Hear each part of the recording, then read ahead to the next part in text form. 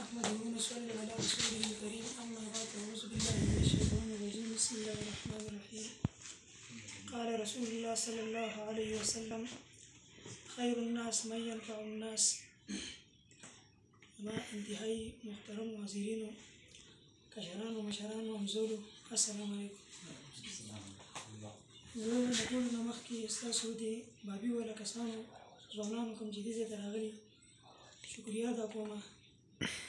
چې دوی زموږ د دې تنظیم په ملګرو په شارټ نوټس باندې خپل ټایم ضایع کړو راغلي دلته کسان یې راجمع کړه ټایم یې منتخب کړو وخت یې ورکړو. نو اصل خبره خو دا ده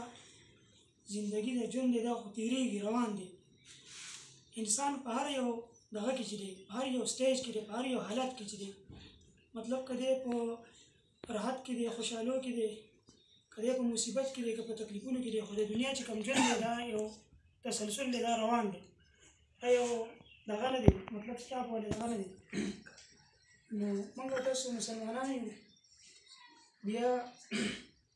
نبی علیه السلام فرمایي چې خیر الناس من ینفع الناس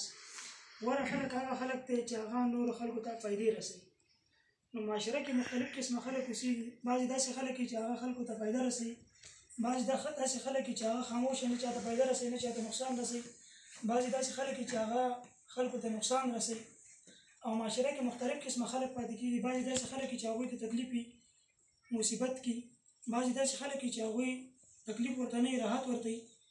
بعضې خلک چې هغوی ته هېڅ هم نه وي. نو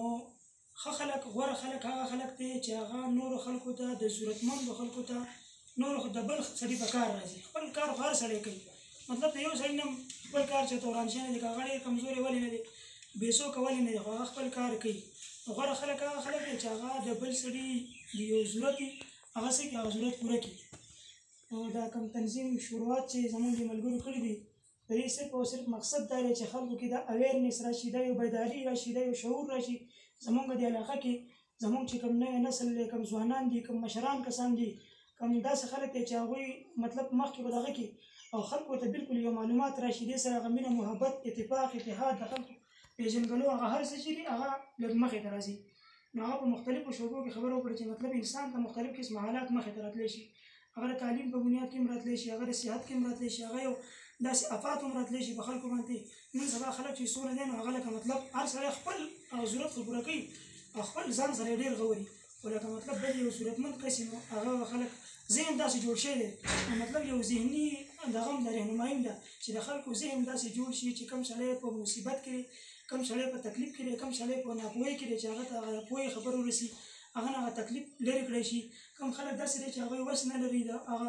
کوم یو خبرې تکلیف ورته د هغې وس کې نه نو چې د هغه سره مدد وکړي چې نورو خلکو هم ذهن ته دا خبر راشي چېرې دا یو کس و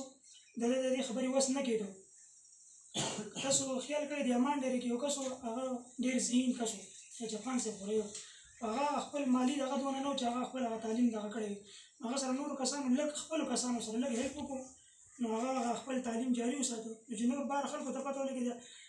فضل الله سره بیا ښه مدد وکړو لکه مطلب نو هغه ایم بی ایس کړی دی اوس ډېر قابل هلک دی که نه نو مطلب چې کله هم د یو معمولي خبرې سټارټ شروع وشي د نورو خلکو ته هم پته ولګي خلکو هغه ذهن کې خبر راشي دا کار داسې پکار دی. نو بهرحال ډېرې خبرې غوږونه نه اچوو زه ستاسو بیا هم شکریه ادا کوم او د تنظیم چې دی د تنظیم دا کوم خبره چې ده نو دا څومره مخې ته دا پیغامات یوړی شي دا خبره دغه شي او څومره خلک به خبرې هم کوي مختلف قسمه خلک به خبرې کوي چېرې داسې کسان دي داسې خبرې ټیک دی چې هوس کې وي او ستا 1 روپۍ ورکړه تا 10 روپۍ ورکړي تا 100 روپۍ ورکړي او دا روپۍ د یو غریب ضرورتمند کس په هغه باندې ولګي نو ښه خبره نه ده. خیر الناس من ینفع الناس چې انسان ته خو فایده ستا د لاسه ورسېده تا ته پته هم نشته ولکه مطلب ته یو جومات کې چانده ورکوې چې یو دغه یې خلی دی ته خو په دې اراده باندې ورکوې چې دا د جومات دپاره دی که نه دې باندې به یا جومات جوړېږي جومات کې به څه کار کوي هر نیک انما الاعمال بالنیات د عمل ټول دارومدار چې دا په نیت سره دی تا یو کار وکړو او ستا نیت کې کومه خبره دغه به تا ته رارسي وروستو خلکو بیا هغې هر نمونه دغه چې کوي وما علینا الا البلاغ.